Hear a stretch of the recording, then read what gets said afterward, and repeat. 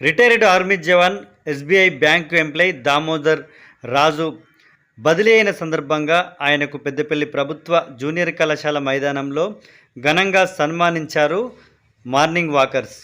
ఈరోజు గురువారం రోజున ఉదయం 9:30 గంటల సమయంలో పెద్దపల్లి జిల్లా కేంద్రంలోని ప్రభుత్వ జూనియర్ కళాశాల మైదానంలో SBI bank employee retirement army jawan అయిన దామోదర్ రాజుకు బదిలీ అయిన సందర్భంగా ఘనంగా సన్మానించి సత్కరించారు. ఈ నేపథ్యంలో వారు మాట్లాడుతూ ఆర్మీ జవాన్గా దేశ సేవ చేసి రిటైర్మెంట్ తీసుకున్న అనంతరం పెద్దపల్లి జిల్లా కేంద్రానికి బదిలీపై వచ్చి పెద్దపల్లి ప్రజలతో మమేకమై తనకున్న నైపుణ్యంతో సుమారు 100 మందికి పైగా నిరుద్యోగులకు తను ఉచితంగా శిక్షణ ఇచ్చి నిరుద్యోగ యువకులను సివిల్ పోలీసులుగా ఆర్మీ జవాన్లుగా తీర్చిదిద్దిన ఘనత ఆయనకే దక్కుతుందంటూ హర్షం వ్యక్తం చేశారు. ఇలాంటి వ్యక్తులు సమాజంలో అరుదుగా ఉంటారని ఆయన్ను ఘనంగా సన్మానించి సత్కరించారు మార్నింగ్ వాకర్స్.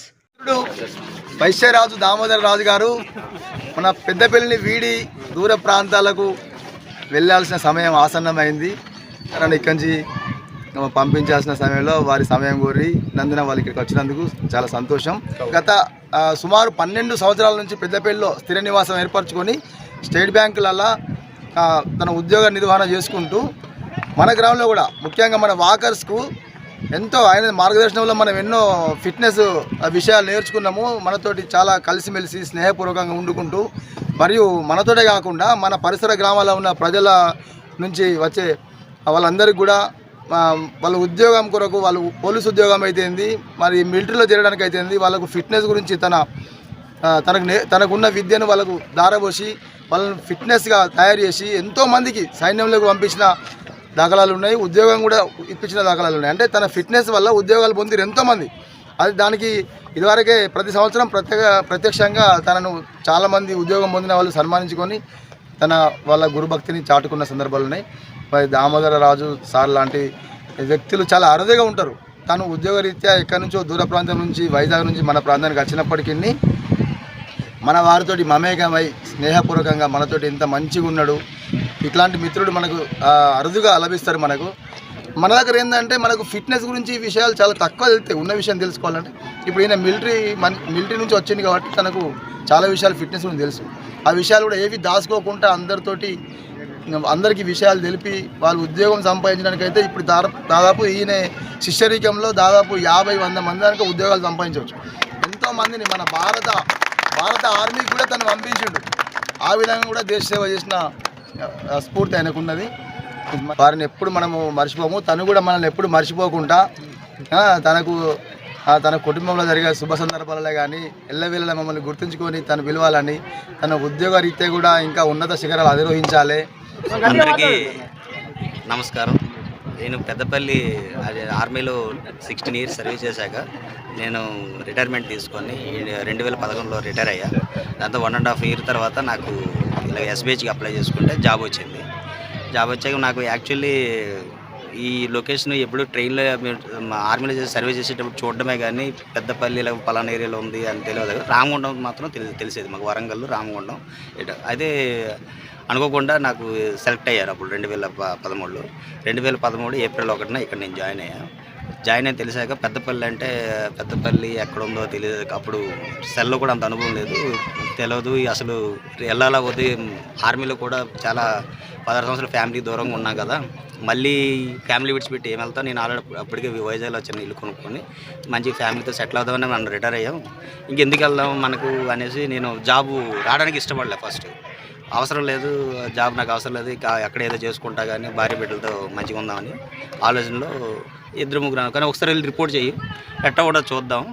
రిపోర్ట్ చేసి నచ్చకపోతే వారంలో మరి వాపస్ వచ్చేసి దానికి ఏముందా అనేసి అంటే నేను సరే అనేసి అప్పుడు ట్రైను అప్పుడు లింక్ ఎక్స్ప్రెస్ ఉండేది నైట్ డైరెక్ట్ వైజాగ్ టు పెద్దపల్లికి. ఆ లింక్ రాత్రి 3 అప్పుడు దిగిరండి స్టేషన్ నుంచి చూస్తుంటే ఏదో మాకు ఎక్కడో దిగుతున్నట్టు అనిపించింది. వచ్చి ఆ నైట్ ఉన్నాం. ఒక వారం తర్వాత చూస్తే లొకేషన్స్ అంతా కొంచెం నచ్చి సరే చేద్దాం నౌకరీకి ఏముంది. అప్పుడు మంచిది ఇష్యూస్ కూడా ఉండేవి బాగా.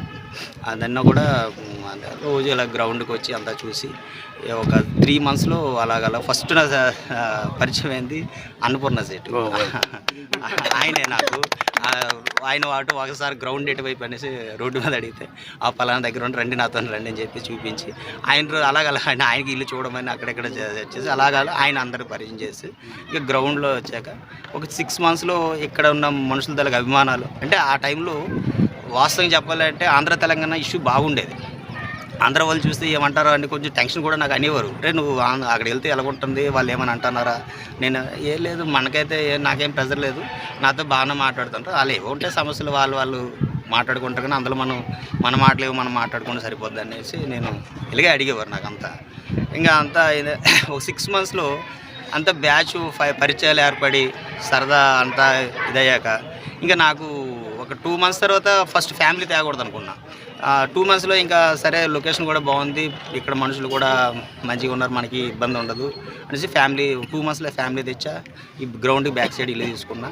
అలా చేస్తూ ఇంకా ఏంటంటే మనకు ఒక ఇది ఉంది, తెలిసి అంటే తప్పు చేస్తున్న వాళ్ళు చూస్తూ అది ఊరుకుంటే అది మనకి మంచిది కాదు.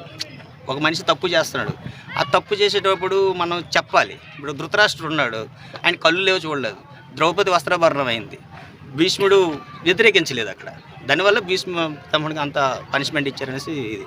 అట్లా మన ఎదురుగా పిల్లలు కొంచెం తప్పు చేస్తున్నప్పుడు మనం ప్రశ్నించబోయి మనం చెప్పకపోతే వాళ్ళకి ఎట్టా తెలుస్తుంది. ఆ తప్పును కూడా మనం అట్టా చూసుకొని ఉంటే పనికిరాదు. ఇప్పుడు మీరు ఒక ఎక్సర్సైజ్ చేస్తుంటారు, ఆ ఎక్సర్సైజ్ చేసేది రాంగే, ఆ రాంగ్ ఎక్సర్సైజ్ని కరెక్ట్గా చేయండి అని చెప్తే మీరు సాల్వ్ చేసుకుంటారు. అది నేను అదే ఎక్సర్సైజ్ మీరు కంటిన్యూ చేస్తారు, జీవితంలో అదే ఎక్సర్సైజ్ చేస్తారు మీరు అక్కడే. అయితే నేను అలా ఒక్కొక్కరికి చేసేది సార్ ఇలా చేయండి అలా చేయండి అని అలా చెప్తే దాని మీద నాకు 1 yearలో బాగా రిజల్ట్ బయటపడింది. ఇలాగ స్టూడెంట్స్ కొంతమంది వచ్చి నా దగ్గర సార్ కొంచెం ఏమైనా ఉంటే అంటే ఫస్ట్ వాళ్ళు కొంచెం రాలేదు, కానీ దాని తర్వాత వాళ్ళు ఫస్ట్ బ్యాచ్ వచ్చి 12 మందికి ట్రైనింగ్ ఇస్తే వాళ్ళు 12 మంది నేను ఇచ్చిన ట్రైనింగ్లో రన్నింగ్ పాస్ అయ్యారు. ఫస్ట్ బ్యాచ్లోనే 2014 నిజామాబాద్లో ఇదైతే ఫస్ట్ బ్యాచ్లోనే 6 ఆర్మీకి వచ్చింది.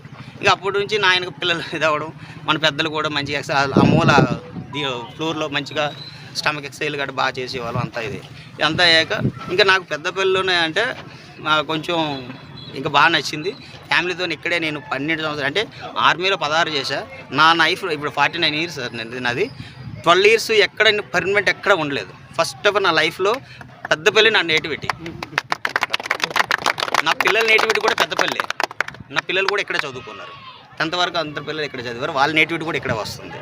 అదే చెప్తుంది. నాకు పెద్దపల్లితో ఈరోజు అంటే నేను చిన్న ఆశపడి పెట్టా, కానీ నాకు అసలు యాక్చువల్లీ ఇంట్రెస్ట్ లేదు. ప్రమోషన్ ఎందుకు వచ్చిందని కూడా నేను బాధపడుతున్నా. అసలు ప్రమోషన్ ఎందుకు వచ్చిందని కూడా నాకు బాధ అనిపిస్తుంది. ఎందుకంటే ఇంత ఆత్మీయులు, ఎంత అనురాగం, ఎంత ఒక ఫ్యామిలీ మెంబర్లా నన్ను చూసుకున్నారు. నేను కొన్ని రోజులు ఈ గ్రౌండ్ రాలేదంటే వాసన, కానీ నాకున్న పరిస్థితులు బట్టి నేను కొంచెం రాలేకపోయాను. కానీ అక్కడున్న గ్రౌండ్ ఏంటంటే కొంచెం పిల్లలకి శిక్షణ ఇవ్వడానికి లెక్కల ప్రకారం ఉంటుంది సార్. అది దానివల్ల నేను అక్కడ పర్మనెంట్ ఉండాల్సి వచ్చింది.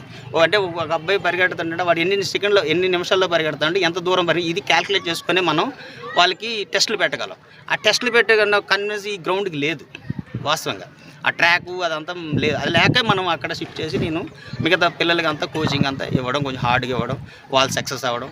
ఫస్ట్ బ్యాచ్ కానిస్టేబుల్లో ఒక SI 10 మంది కానిస్టేబుల్ అయ్యారు. మొన్న లేటెస్ట్ 22 బ్యాచ్లో 15 మంది కానిస్టేబుల్ అయ్యారు.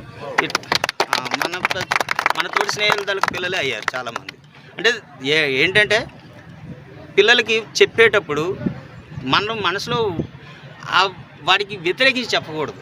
ఇప్పుడున్న పిల్లలు 1-2 పిల్లలు కాబట్టి వాళ్ళ మనసులు చాలా సెన్సిటివ్ మైండ్స్ వాళ్ళవి. ప్యార్తో అంటే ఇలా చేయనానంటే చేస్తాడు, ఇలా చేయబే అంటే మాత్రం ఎదురు తిరుగుతాడు.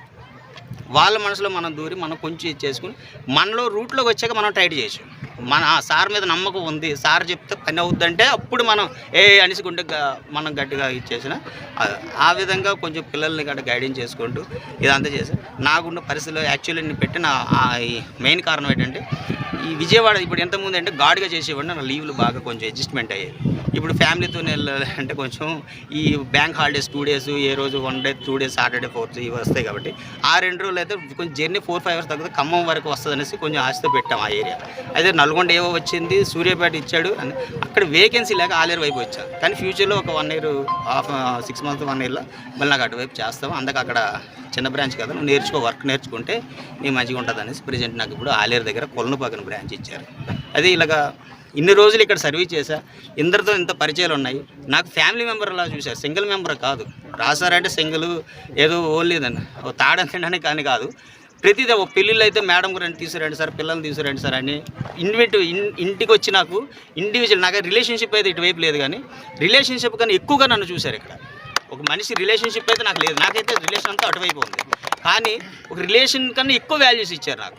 ఒక ఫ్యామిలీ అంటే మ్యాక్సిమం సింగిల్ పర్సన్ అంటే ఎవరు ఇంటికి రానివ్వరు, సరే రోడ్డు మీద నిలబడి మాట్లాడి పంపుతారు. కానీ నాకున్న దీనిలో చాలామంది వాళ్ళ ఇళ్ళలో తీసుకెళ్ళి కూర్చోబెట్టి నన్ను మరే చేసి అన్నయ్య బాగున్నాము, పిల్లల్ని వదిలిని అడిగానని చెప్పాను అని చాలా ఫ్యామిలీస్ నన్ను ఇక్కడ అభిమానం చూపించారు. ఇప్పటికీ నేను మర్చిపోలేను వాళ్ళు. ఇంత రిలేషన్షిప్ పెట్టుకొని కూడా నాకున్న ఉద్యోగరీత్యా నేను వెళ్ళాల్సి వస్తుంది. దయచేసి ఎవరిని ఇబ్బంది పెట్టలేను, కానీ ఎవరు ఇదవు అతీక్ నువ్వు ఆడకుండా నువ్వు బాగోదు, అతీక్ ఘోరంగా ఏడ్చాడు, నాకు కళ్ళంటే నీళ్ళు ఆగలేదు. అదే వాస్తవం చెప్తున్నా. నాకు తెలుసో తెలియక నేను ఎవరికైనా ఇబ్బంది పెట్టి ఏదైనా మాట అంటే క్షమించండి సార్ ప్లీజ్. అంటే నేనైతే మ్యాక్సిమం ఎవరికి అనేటువంటి మనిషిని కాదు, కాకపోతే ఎవరికి ఇబ్బంది పెట్టాలని ఏది అనాలని కానీ నేను ఎప్పుడూ చేయలేదు, తప్పుగా అనుకోవద్దు. దయచేసి మీ అందరి అభిమానాలు ఆశీర్వాదాలు మళ్ళీ మీ అందరు పెద్దపల్లి కుటుంబం అందరూ మాకు మా భార్య పిల్లలకి అందరూ వర్తించాలని, మమ్మల్ని దీవించాలని మరీ కోరుకుంటున్నాం సార్.